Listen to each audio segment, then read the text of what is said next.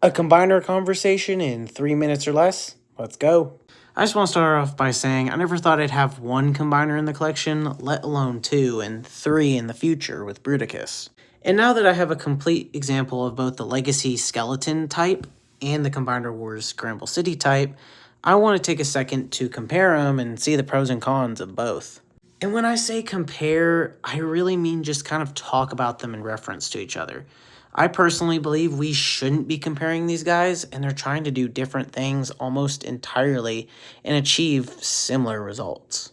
Let's start with Combiner Wars. Thing is, unlike the Age of the Primes Superion, this guy isn't trying to be G1 accurate per se. He's trying to give a faithful yet stylized modern interpretation of a classic combiner, as well as trying to maintain the original Scramble City component.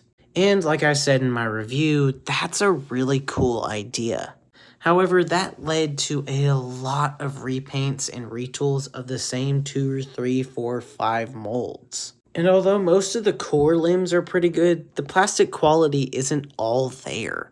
And you end up with a pretty cool looking combiner, but that's all he really can do is look cool. In the end, his posing kind of fails him and he feels a little rickety and ramshackle. But I have to give this era immense credit for trying. Compared to some earlier attempts, this guy is an immense leap forward for combining Transformers toys. A leap taken one step forward by the new skeleton type combiner. Now, this version of combiners are foregoing the Scramble City aesthetic because they're trying to be more G1 cartoon accurate. And as we all know, Scramble City didn't exist in the cartoons. The combiners had fixed orientations for their limbs. Even though you are giving up the Scramble City and choice of creation technique found in Combiner Wars, you're given in exchange an immensely solid combiner with beautiful ratchets, posing, and quality. But I have to admit, sometimes the price is a little much to stomach, especially $90 for a commander. Compared to what, $20 for each of the Combiner Wars limbs and maybe $30 for the Voyager torso? I can't remember the prices back then, to be honest.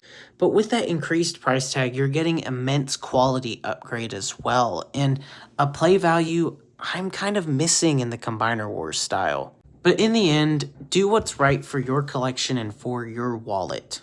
Pick the choice that makes you happy, and don't let any other collector tell you what's bad and what's good. If you like skeleton combiners, don't be afraid of that. And if you like the old style, then that's cool too. Let's enjoy figures for what they are and stop comparing them to each other. I give the whole idea of combiners a solid 10 out of 10.